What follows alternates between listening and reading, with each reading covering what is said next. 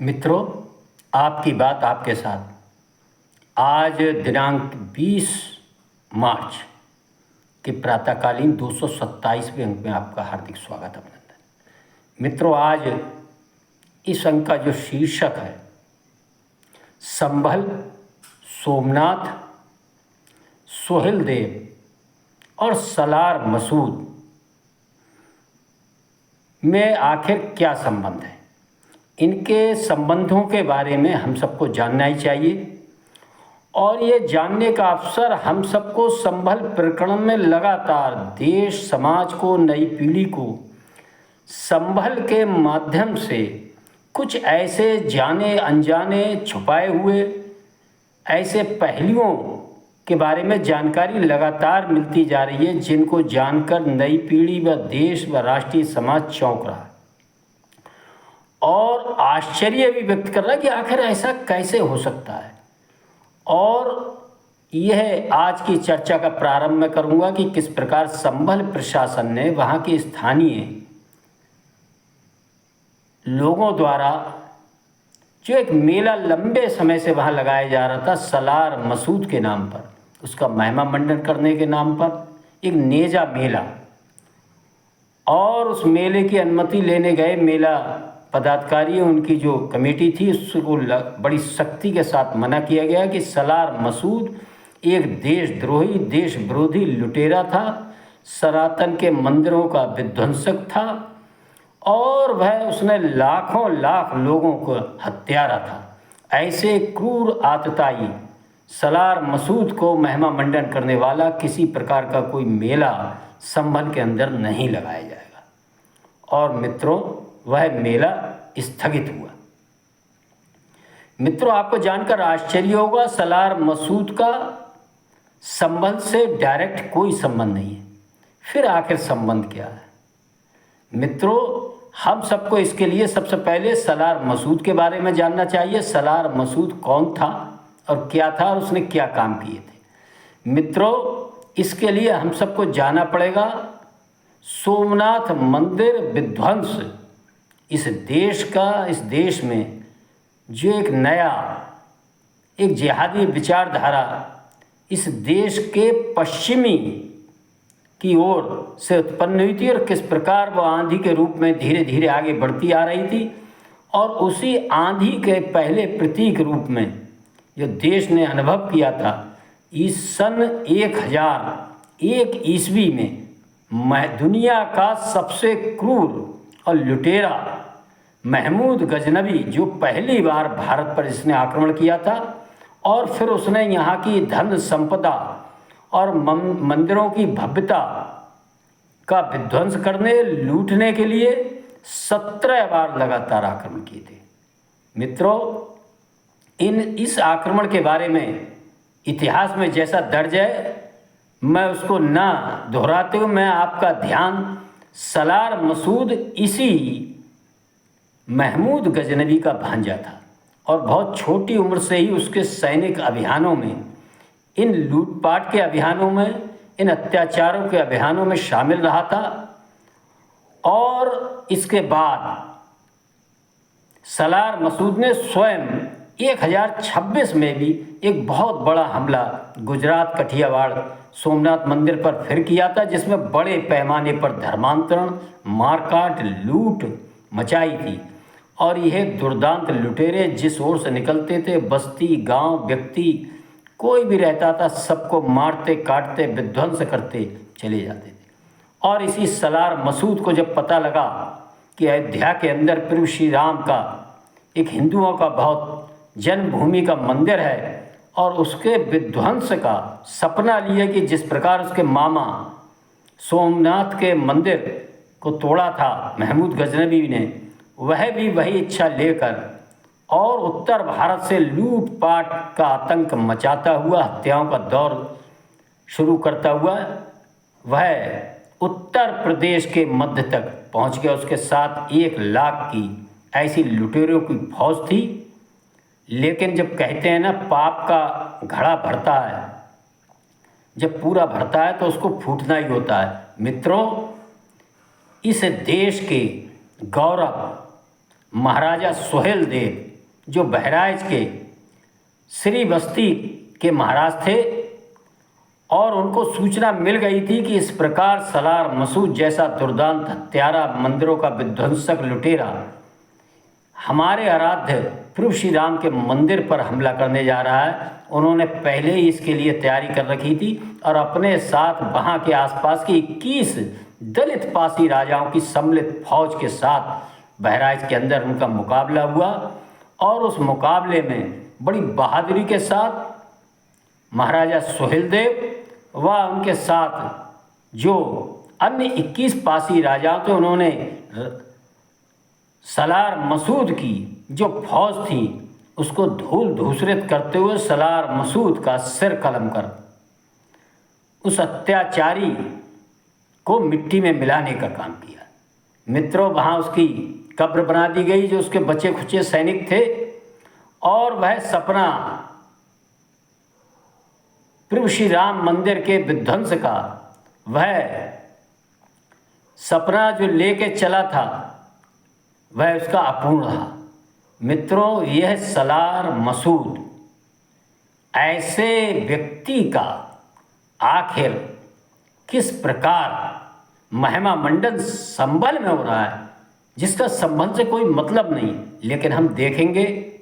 मित्रों इसके 500 वर्ष बाद जो सपना इन दुर्दांत अत्याचारियों, मंदिर के विध्वंसकों, लुटेरों ने, हत्यारों ने देखा था, वह बाबर के मीर बाकी उसने एक पौराणिक समय की नगरी संभल के अंदर हरिहर मंदिर का भी विध्वंस किया, और उसी के नेतृत्व में बाबर की सेना ने अयोध्या स्थित प्रभु श्री राम मंदिर जन्मभूमि स्थान का भी विध्वंस किया। और सलार मसूद का जो सपना था उसको पूरा किया था, और इस विध्वंस में लाखों लाख हिंदुओं ने अपनी प्राणों की आहुति दी थी। और लेकिन संभल के लोगों ने किस प्रकार इस सपने को देखने वाले सलार मसूद का वहाँ महिमा मंडन करने का काम किया, इस मानसिकता को हम सबको समझ में ही आना चाहिए। और मित्रों, ये लंबे समय से चल रहा था। समझ में आता है जहाँ सलार मसूद की कब्र थी, वहाँ आने वाले मुग़ल शासकों ने एक दरगाह का रूप देकर और उसका महिमा मंडन करने का काम बड़े लंबे समय तक किया। वह अंग्रेज़ों के समय तक चलता रहा। समझ में आता है हम गुलाम थे, लेकिन बहुत आश्चर्य नई पीढ़ी के मन में क्षोभ होता है। मित्रों, जो समाज, जो व्यक्ति, जो कौम अपने इतिहास को नहीं पहचानती, अपने इतिहास से कुछ सबक नहीं लेती, अच्छे बुरे, तो वह कौम, वह व्यक्ति शीघ्र ही इतिहास के कूड़ेदान में पहुंचने को अवशिप्त होती है। आज की नई पीढ़ी को जब ये लग रहा है, ये सारी जानकारियां संभल के माध्यम से प्राप्त हो रही हैं, लगातार प्राप्त हो रही हैं, किस प्रकार संभल के अंदर कानून की धज्जियां समाजवादी पार्टी की सरकार 93 में बनी थी, उसने उड़ाई दी, किस प्रकार वहाँ हिंदुओं का नरसंहार धीरे धीरे किया गया, किस प्रकार वहाँ की डेमोग्राफी बदली गई, किस प्रकार वहाँ हिंदुओं के 20 मोहल्ले थे, सब धीरे धीरे पलायन कर गए इस आज़ाद देश के अंदर। मित्रों, ये सब जानकारियाँ संभल के माध्यम से प्राप्त हो रही हैं, और यह जितनी जानकारियाँ 40 वर्ष के प्रभु श्री राम मंदिर निर्माण का जो संघर्ष 84 से 24 तक चला था, 2024 तक, उसमें प्राप्त हुई थी, किस प्रकार नई पीढ़ी के नए लोगों ने समाज के साथ किस प्रकार लोकतांत्रिक ढंग से अपने 500 वर्ष के इस आंदोलन को आगे बढ़ाते हुए,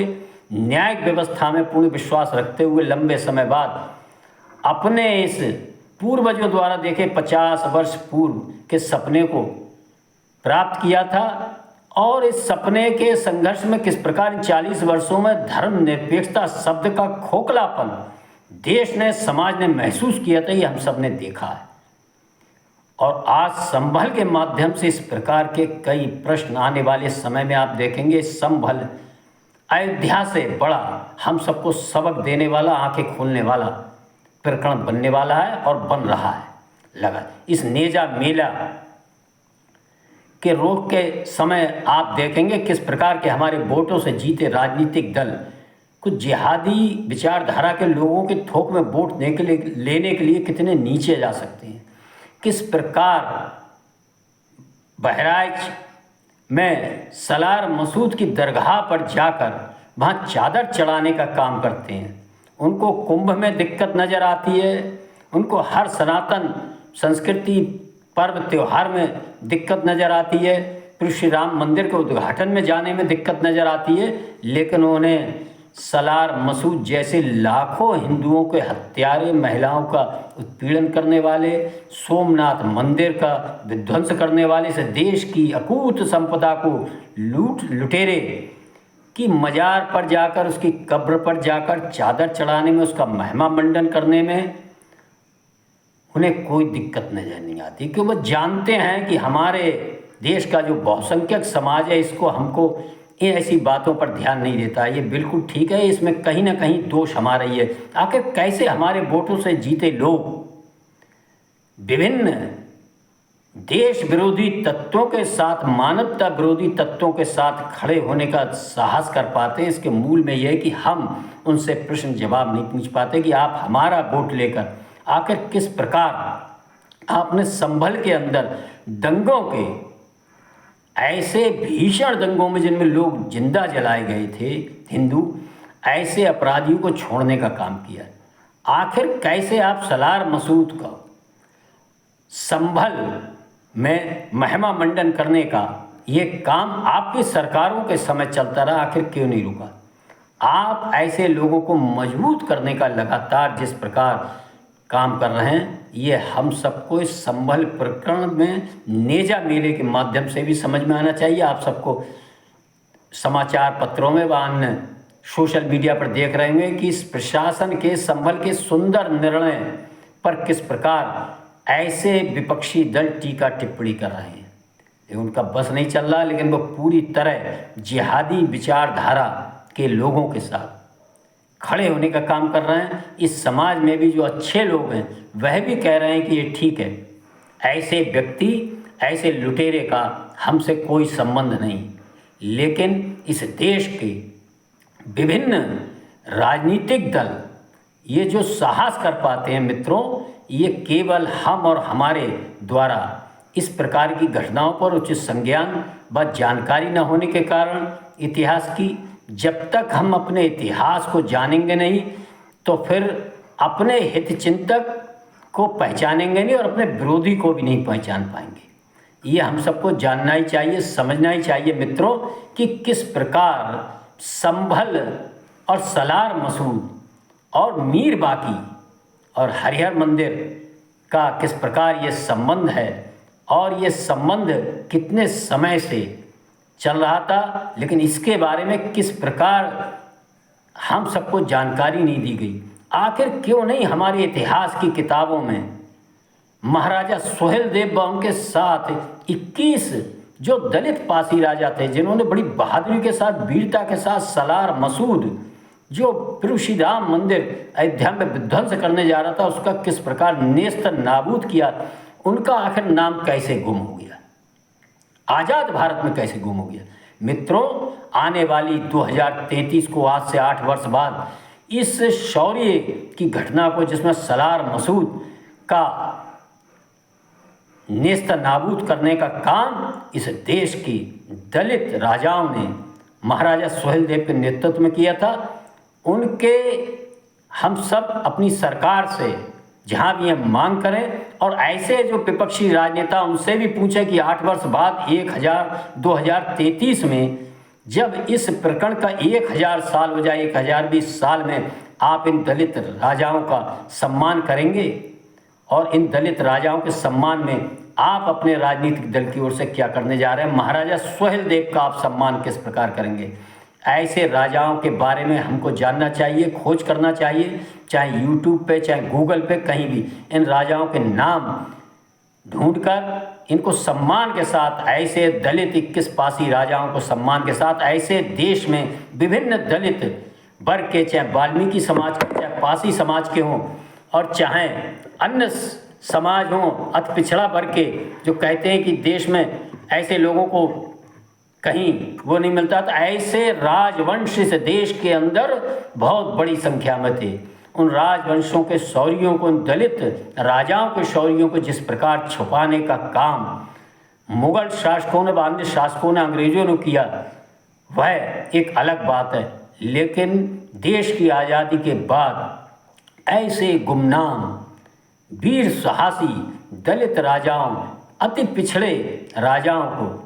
जिस प्रकार इतिहास की किताबों में उचित सम्मान नहीं दिया गया, आज हम सबको मांग करना चाहिए कि ऐसे सलार मसूद जैसे दुर्दांत लुटेरे अत्याचारी को धूल चटाने वाले सभी राजाओं को राष्ट्रीय गौरव के रूप में उन्हें इतिहास के पन्नों में उचित सम्मान व स्थान देना चाहिए। मैं आज के अंक में मित्रों अपनी वाणी को विराम देता हूँ तथा आप सबने सुना, इसके लिए बहुत बहुत धन्यवाद। और आपसे मेरी विनती है कि यदि ये अंक आपको पसंद आते हैं, इनको सुनकर पूरा लाइक करें, ज़्यादा से ज़्यादा शेयर करें तथा जिन मित्रों ने चैनल सब्सक्राइब नहीं किया है, मेरा अनुरोध है मित्रों चैनल को सब्सक्राइब करें। धन्यवाद। जय श्री राम, जय श्री वाल्मीकि भगवान, भारत माता की।